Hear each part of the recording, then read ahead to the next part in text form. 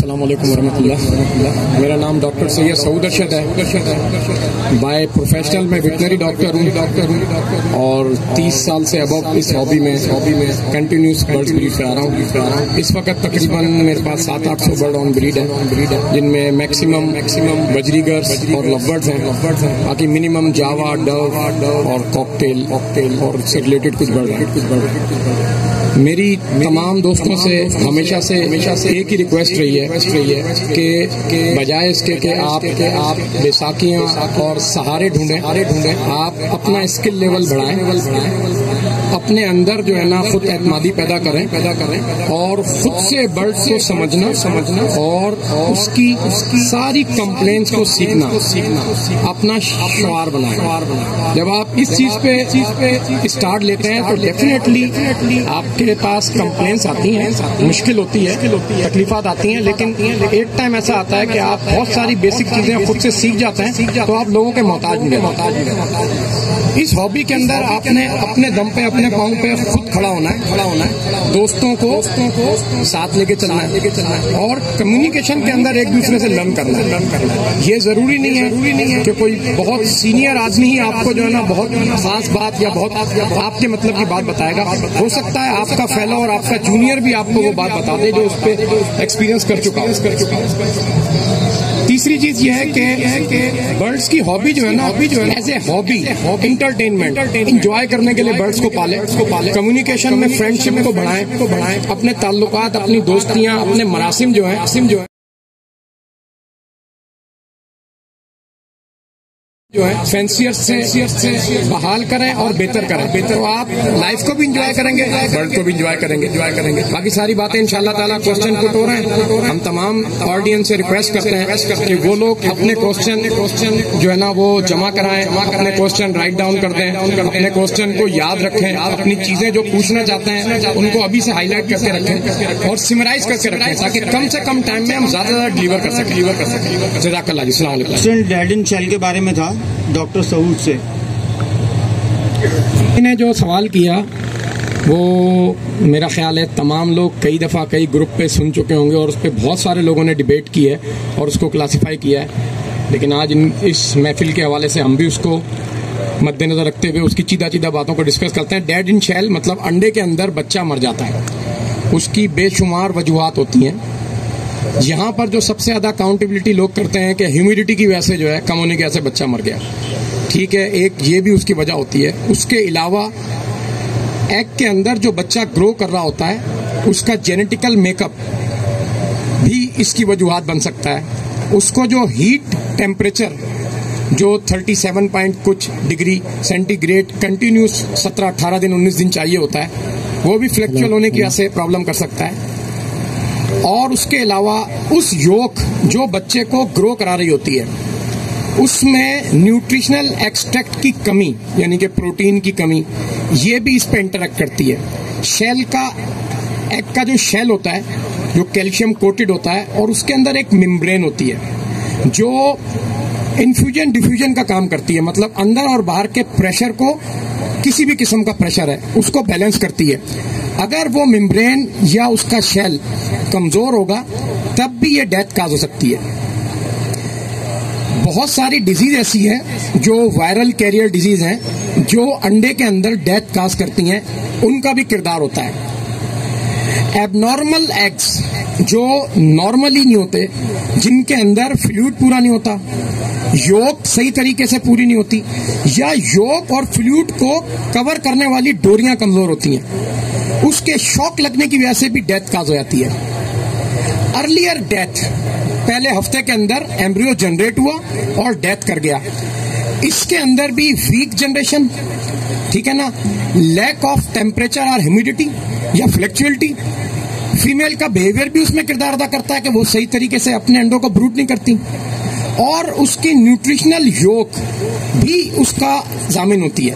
ये चंद चीजें होती हैं, इसके अलावा और बहुत सारी चीजें हैं जो अगर हम डीप स्टडी के अंदर जाएंगे तो ये काज करती हैं। लेकिन सबसे पहले आप इन बेसिक चीजों को नोट करेंगे कि ये कौन सी चीज है ये जिसकी वजह से डेड इन शेल हो रही है। तो मैं समझता हेलो एक और क्वेश्चन है भाई का कि कॉकटेल के चिप्स सरवाइव नहीं करते, तो उसकी क्या रीजन है? जी बिल्कुल, ये सवाल पिछले भी सेशन में हुआ था मेरे ख्याल, अगर जिन लोगों ने सेशन अटेंड किया होगा या ऑनलाइन या किसी यूट्यूब पे जो चैनल लगे उसमें देखा होगा, लेकिन बहुत सारे नए लोग हैं हमारे भाई, तो ये सवाल दोबारा आया। देखिए, कॉकटेल जो है सबसे ज्यादा सेंसिटिव बच्चे प्रोड्यूस करता है जिनकी इंटेस्टाइन पैराटाइफाइड से प्रोहिबिटेड है, यानी कि जब भी पैराटाइफाइड का इन्फेक्शन उनके ऊपर हावी होता है उनके बच्चे उसमें मर जाते हैं। मेन काज पैराटाइफाइड होता है और बहुत सारे भी उसके साथ काज हैं। कॉकटेल का पोटा और कॉकटेल की खुराक दूसरे बर्डों से कुछ चेंज है। कॉकटेल को सबसे ज्यादा सॉफ्ट फूड चाहिए होता है अपने बच्चों को खिलाने के लिए जब वो बच्चे निकालता है। कॉकटेल अपने बच्चे को बार बार भराई कराता है और उसका पोटा आम बर्ड से बहुत ज्यादा और लटका हुआ होता है, तो उसमें इन्फेक्शन के चांसेस भी ज्यादा होते हैं। तो बेहतर यह है कि 7 से 15 दिन के अरसे में जब वो इन्फेक्शन काज कर रहा होता है पैराटाइफाइड का जरासीम सैल्मोनेला टाइफी, तो उस वक्त आप सपोर्टिव तौर पे फिरेल्टाडोन या न्यूमाइसिन का कोर्स करा दें तो आपका बच्चा इस एज से निकल जाएगा।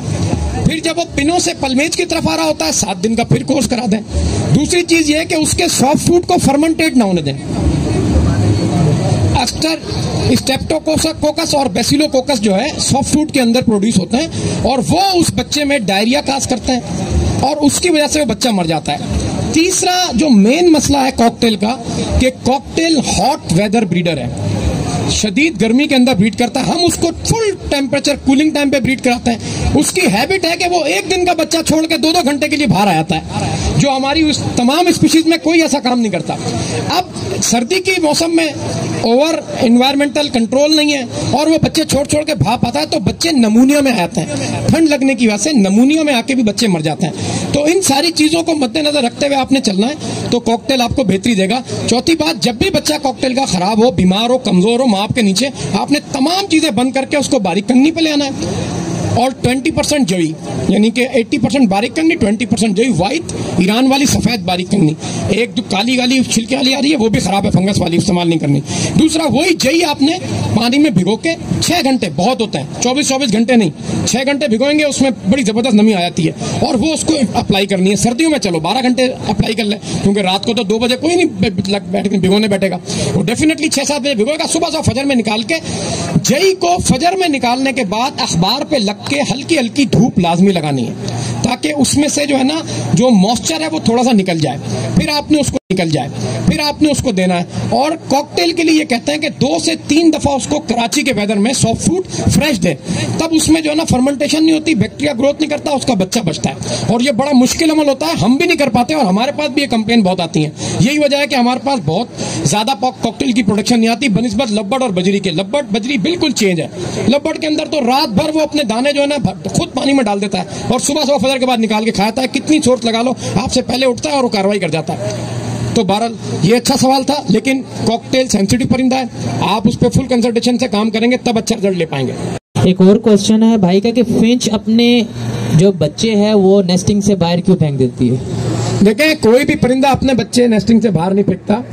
छोटी चिड़िया जो है, फिंच हो गई, जावा हो गई और इससे रिलेटेड जितनी फैमिलीज हैं स्पैरोज की, वो अपने बच्चों को, क्योंकि उनके बच्चे बहुत नाजुक और बहुत मासूम होते हैं और उनकी हैबिट है कि वो सबको 1-2-3 दिन में हेज करती है। वो एक एज के सारे बच्चे होते हैं और वो सबको अपने परों में जमा के ना अंदर बैठ जाती है ताकि उनको ठंड ना लगे, क्योंकि ये अक्सर ब्रीड है, जावा खासतौर पर सर्दी में ब्रीड करती है, फिंच भी करती है, नाजुक होती है।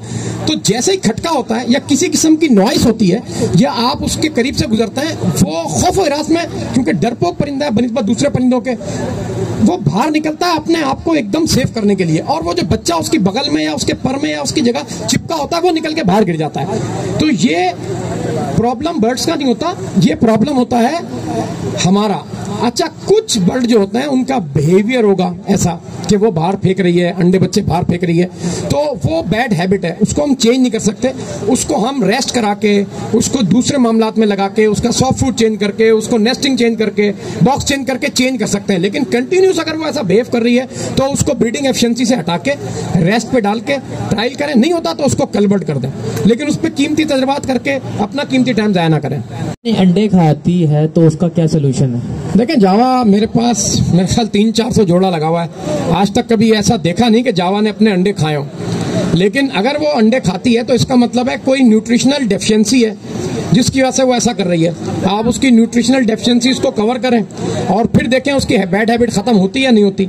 अगर फिर भी नहीं होती तो फिर आप उसको ब्रीडिंग एफिशिएंसी से निकाल दें, क्योंकि ऐसी हैबिट जो है ना वो कम चेंज होती हैं और टाइम ज़्यादा ज़ाया होता है। तो बेहतर यह है कि उसको आप जो है ना पेट बर्ड के तौर पे मार्केट में दे दें और आप प्रोडक्शन के अंदर वैसे बर्ड को ब्रीड कराएं जिनमें इस किस्म के बिहेवियर ना हो। लेकिन मेरी अभी तक नॉलेज में कभी ऐसा मुझे नोटिस में नहीं हुआ कि मेरी किसी जावा ने अपने अंडे तोड़ के खाए और उसका छिलका अंदर पड़ा रह गया हो। टूट जाता है, कच्चे अंडे कमजोर होते हैं, किसी में डेफिशिएंसी हो गई, ओल्ड एज बर्ड हो गया, वो अंडे बैठता है, कैल्शियम पूरा नहीं होता छिलके के ऊपर, वो अंडा टूट जाता है। तो हम उसको कहते हैं कि खुद तोड़ के खा रही है और उसके पेट पे चिपका हुआ होता है, लेकिन उसका अंडा कमजोर होता है जिसकी वजह से या बेडिंग अच्छी नहीं होती या नेस्टिंग अच्छी नहीं होती। तो ऐसा हो सकता है। जावा में ये हैबिट मैंने देखी नहीं कभी।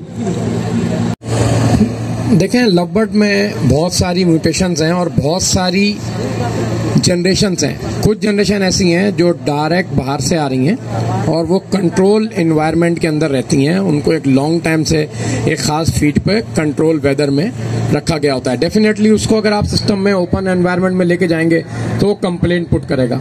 कुछ ऐसी ब्रीड हैं जो पाकिस्तान में जनरेशन टू जनरेशन कई सालों से ओपन वेदर में, कराची के वेदर में ब्रीड हो रही है। उस पर इतना कोई इफेक्ट नहीं पड़ता अगर आपने एसओपीज अप्लाई कर रखे हैं, यानी कोयटा हवा के रुख से आपने कवर्ड कर रखा है, कराची हवा पे खोला हुआ है, सुबह फजर के बाद की धूप आती है, शाम की धूप आती है। मैंने सेटअप देखे हैं कराची में मुझ समेत कि ओपन शेड पे बने हुए हैं। सर्दी के अंदर जब बहुत हाई टेम्परेचर रहता है तो रात को हम उस पर ढक देते हैं ऊपर से, सुबह खोल देते हैं, दिन के अंदर बड़ी अच्छी धूप आती है, बर्ड रिकवर कर जाता है, तो कोई ऐसी कंप्लेन नहीं आती। लेकिन जो रेयर म्यूटेशंस हैं जो बाहर से आ रही हैं वो कंट्रोल इन्वायरमेंट में होती हैं, चाहे वो लवबर्ड की हो चाहे किसी और फैमिली की हो, उनको आइसोलेशन में रखना होता है, कंट्रोल टेम्परेचर पे रखना होता है, वो डिस्टर्ब हो सकती है। नेक्स्ट। अस्सलाम वालेकुम डॉक्टर साहब। डॉक्टर साहब, मेरा सवाल आपसे पिजन के हवाले से है। जो पिजन मतलब बच्चे निकालते हैं और वो पर खा जाते हैं, तो मतलब क्या मल्टीविटामिन की कोई? जी बिल्कुल, ये इनका एक सवाल है कि पिजन जो है अपने फेदर बच्चों के खा जाते हैं। ये कैनाबॉलिज्म है, हर बर्ड में होता है।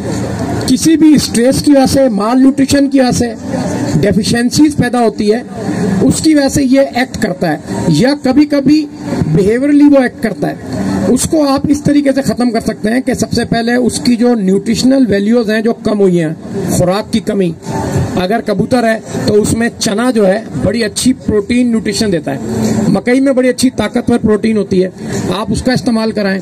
क्योंकि हम इसको जो है ना मीट तो दे नहीं सकते, चिकन तो दे नहीं सकते, फिश तो दे नहीं सकते, तो इस टाइप की चीजें दें। दूसरा, उसका जो कवरिंग है ना ऊपर की, जो पिनों पे आती है और वो पिने खा जाता है, तो आप उस पर मैरिनेशन करें किसी वैसलीन के साथ, एलोवेरा, और उसके अंदर बच्चों को घास आती है और जड़ें उगती हैं, तो वो सब चीजें डालनी है, सिर्फ गंदम डालनी है उसमें से? देखें, जब स्प्राउट बनता है ना तो उसकी रूट्स निकलती है और उसका स्टेम निकलता है, ठीक है ना।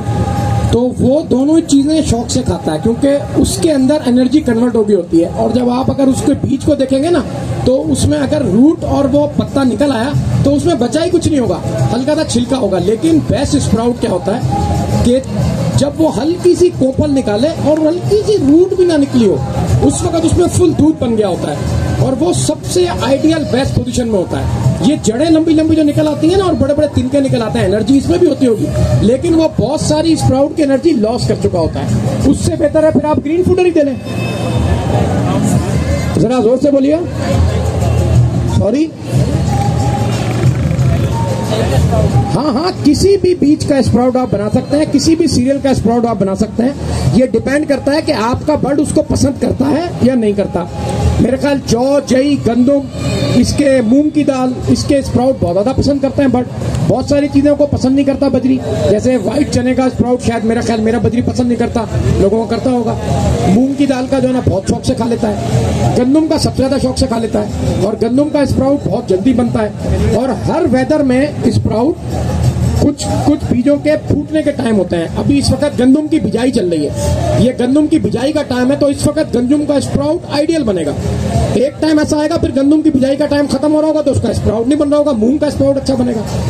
तो आपने देखना है कि कौन सा स्प्राउट किस वेदर में अच्छा बन रहा है और वो आप उसको दें। लेकिन स्प्राउट के लिए जरूरी है कि उसमें जो है ना बैक्टीरियल ग्रोथ ना हो, वो सड़ा हुआ ना हो। जितना फ्रेश देंगे आप उतना फायदा है। आपने इसमें से निकालनी है, या यहाँ तक मैं इसको वर्क कर चुका हूँ, आगे आपने इसको वर्क करना है। और देखें, जीत जो होती है ना, वो शौक और जुनून की होती है, जज्बे की होती है, डायरेक्शन के साथ। मैंने बड़े बड़े पैसे वाले लोग इस फील्ड में आते देखे, बड़े धूम धड़के से आए, लाखों रुपए की इन्वेस्टमेंट की, और उसके बाद आज उनका नामो निशान भी नहीं है। और बहुत सारे लोग ऐसे देखे जो जीरो कॉस्ट से आए, जो सरमाया उनके पास था उन्होंने लगाया, अपनी डायरेक्शन अच्छी रखी, उस वक्त के बेहतर बट कोशिश की हासिल करने की, और आज उस मुकाम पे खड़े हुए कि पूरी दुनिया उनको जानती है। तो आप लोगों से भी ये गुजारिश है कि अपने इलाका वाइज जो है सेशन रखें, मुलाकातें रखें, सिटिंग रखें, दोस्ती का माहौल पैदा करें, एक दूसरे से कम्युनिकेशन बढ़ाएं।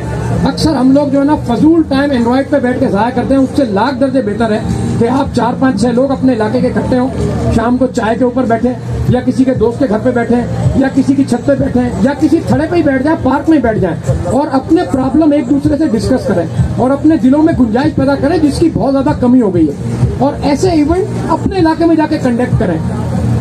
जरूरी नहीं है कि आप बहुत बाहरी सरमायाकारी के साथ इवेंट कर सकते हैं। आप 20 लोगों को छत पे बुला के, किसी अच्छे मोटिवेटर को बुला के टॉक करा सकते हैं, उससे जनरेशन पावर पैदा होगी। और हमारे मकासद ये है कि अगर आप लोग चाहते हैं कि प्रॉपर आप लोगों को लर्न किया जाए, प्रॉपर क्लासेस दी जाए, प्रॉपर वर्कशॉप की जाए, तो हम लोग गवर्नमेंट लेवल पे भी इसको लेके जाएंगे और गवर्नमेंट के इदारे यूज करेंगे, जिनके पास बेहतरीन एडिटोरियम है, बेहतरीन एयर कंडीशन हॉल है, बेहतरीन लॉन है, बेहतरीन पार्क है, और उनकी बेहतरीन लैब्स हैं, जिनमें हम आप लोगों को जो है ना रिसर्च एंड डेवलपमेंट के हवाले से ट्रेन करेंगे। लेकिन आपके अंदर जज्बा और अज़्म होना चाहिए कि आप अपने आप को कितना ग्रूम करना चाहते हैं। आज अल्हम्दुलिल्लाह देखा मैंने, फुल क्राउड था इस इलाके के अंदर, जहां पर जो है ना शौकीनों की भरमार थी, लेकिन इस किस्म का कोई इवेंट दूर दूर तक मुझे नहीं मिल रहा था जब मैं रिसर्च कर रहा था। ये पहला कामयाब इवेंट है कि इसमें लांडी के अंदर इतने ज्यादा लोगों ने पार्टिसिपेट किया है। तो ये आप लोगों की सक्सेस है और अचीवमेंट है, और ये एक मैसेज गया है कि आप कराची जाग उठाए, और कराची के अंदर हॉबीज जो है ना अपने हक के लिए खड़ा हो गया है। तो आपकी हक की जंग क्या है कि आपने लर्न करना है, आपने सीखना है, आपने जितने सीनियर लीडर हो उनको रोडों पे लेके आना है और उनसे नॉलेज हासिल करनी है। वो लोग अपने तख्तो ताज में बैठे रहते हैं, आप लोग वाह करते रहते हैं, फेसबुक पे, यूट्यूब पे, व्हाट्सएप पे उनकी वाह करते हैं, लेकिन लर्निंग प्रोसेस के अंदर उनसे कुछ हसूल नहीं करते। तो अब इस मकसद से निकल के आप लोगों ने उनको नीचे लेके आना है, अपने लेवल पे लेके आना है, अपने साथ बिठाना है, और उनसे सवालात करके अपने मकासद का हल निकालना है। यही चीज आपको ऊपर लेके जाएगी। तमाम लोगों का मैं फिर से बहुत बहुत शुक्रगुजार हूँ, और मैं उम्मीद करता हूँ कि नेक्स्ट आने वाली वर्कशॉप के अंदर इससे ज्यादा लोगों की भरपूर शिरकत होगी, और हम आप लोगों को आगाही देते रहेंगे, और आप लोगों से भी चाहेंगे कि आप लोग भी ये आगाही दूसरों तक पहुंचाएं जो आज आपने हासिल की। Thank you for all coming. अस्सलाम वालेकुम।